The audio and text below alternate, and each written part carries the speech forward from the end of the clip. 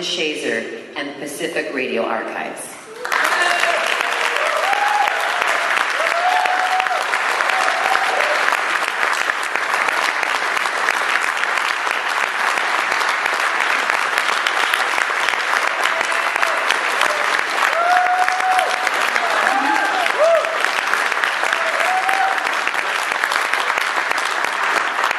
The Pacific Radio Archives is considered by historians and scholars to be one of the oldest and most important audio collections in the world. There are more than 45,000 historic master tapes, primarily produced by and collected from the 5 Pacifica stations and Pacifica National Programming. These tapes chronicle the political, cultural, and artistic movements of the second half of the 20th century. The archives include documentaries, performances, discussions, debates, drama, poetry readings, commentaries, and radio arts. Do you want to hear Che Guevara talking about the meaning of revolution? Coretta Scott King in Central Park just days after her husband was assassinated? John Trudell reporting live from the occupation of Alcatraz? From 1961, there is James Baldwin, Lorraine Hansberry, and Langston Hughes discussing the Negro in American culture. Audre Lorde, Bella Abzug, John Coltrane, Mario Savio, Dolores Huerta, Allen Ginsberg, Lena Horne, and people whose names we don't know, people who marched and picketed, who composed music and wrote poetry, people who thought and think about human rights and literature, about enlightenment and economics, about justice and peace. Many hundreds of radio stations, including many of yours, have used the archive to supplement your own programming, as have NPR, commercial stations, the BBC, the ABC, the Canadian Broadcasting Corporation, the Armed Forces Network, and more. In the past years, the Archives Campus Campaign has distributed historic tapes to hundreds of schools and libraries. Tapes are used as instructional materials for college classes in African American history, Chicano history, women's history, gay and lesbian studies, and others. Artists and scholars and media makers use the tapes as research materials to inform or contribute to their own work. Brian DeShazor came to Pacific Radio Archives in 1997 as a temporary employee and luckily never went away. His impact has been extraordinary. He'll be the first to say that he has been blessed with terrific staff and mentors, but his leadership has made the difference. Brian has defended the archives from people inside Pacifica who fail to recognize their value, and he has moved the archives outward into the wider world. He created the campus campaigns that I mentioned a minute ago. He has been a prime force behind the Preservation and Access Project, dedicated to preserving, digitizing, and making available the historic work of Pacifica radio stations and station producers and volunteer programmers. Brian has represented the archives and all of community radio in the CPB American Archive Project. Brian brought the archives into the community of sound archives professionals, including film and broadcast, university, library, and museum archives.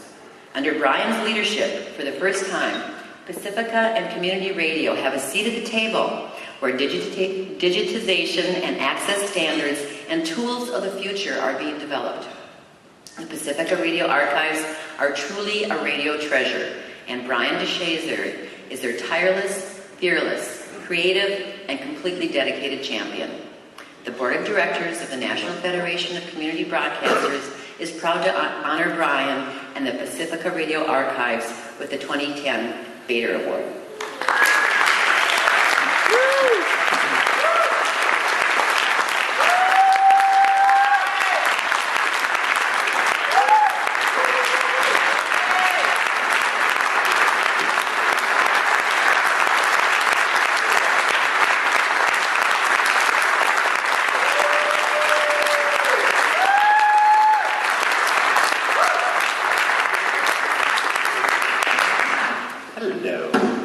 That was exciting.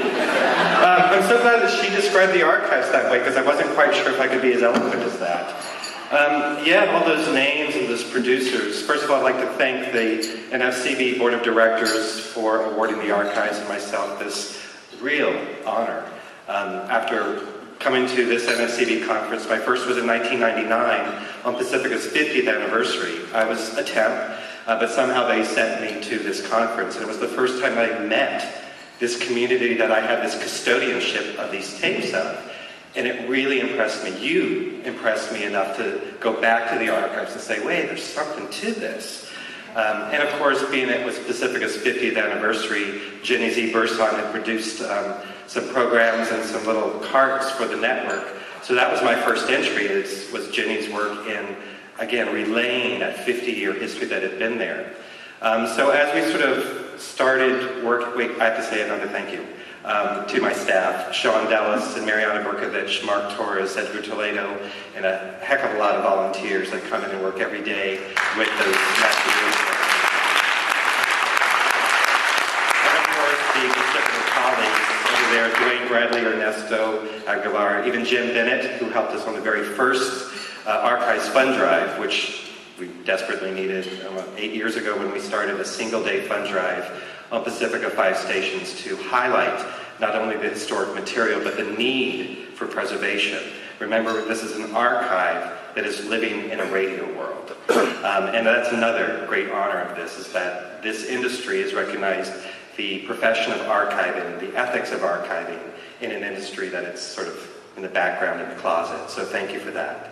And also, I must thank the one and only person that sort of is responsible for me being here, and that's Addie Gevins, who's not here this weekend, but Addie Gevins is the fairy godmother of community radio, and she hired me, she interviewed me as a temp, tried to figure out if I had enough, I don't know, intelligence or care to do anything.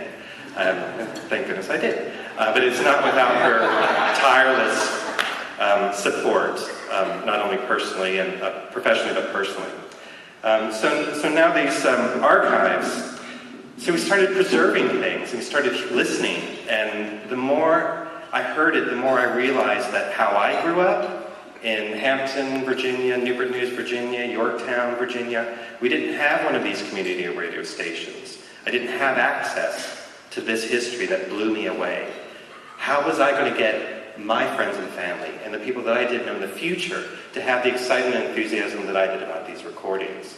You know, it's always exciting to share this with my family. My mother's here from Michigan to support me in this award, but also it was really important that I didn't get the education that this community industry offered to people. So I felt really jealous of the cities that had these community radio stations that were able and had the freedom to broadcast that which was not wanted or desired by commercial radio and commercial media. So that, again, that really excited me, how we were going to do that. So the first job was to get those master reel-to-reel tapes out of that deteriorating analog magnetic tape. And even as I stand here with this supposed Lifetime Achievement Award, I don't want that part of that. That's what I want to do. You know, the tapes are deteriorating, and they're deteriorating fast, and there's not enough time to get to them. So even as this lifetime achievement period of my life, we've only done maybe 7 or 8% of the now 50,000 master reel-to-reel tapes. Houston, Texas sent us a pallet of tape that we didn't even open. We put it in an off-site storage unit because there's no room. All right, so enough of the complaining. There's always that. So it's not fast enough, funding's not coming fast enough.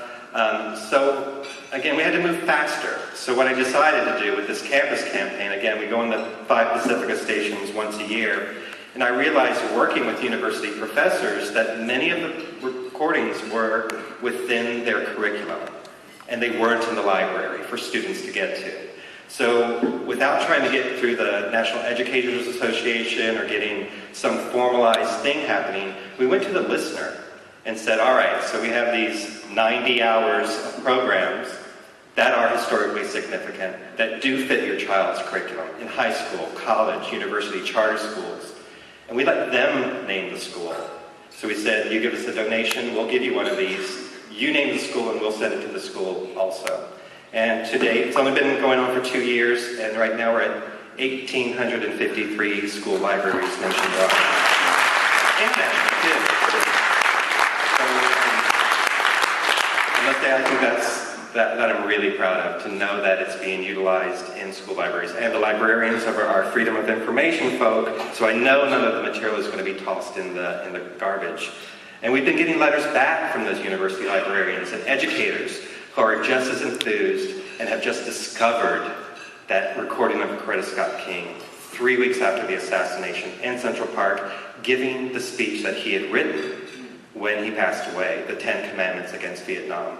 And luckily we preserved it. It had been broadcast on Democracy Now! With Amy Goodman, community radio stations across the country. It's my time.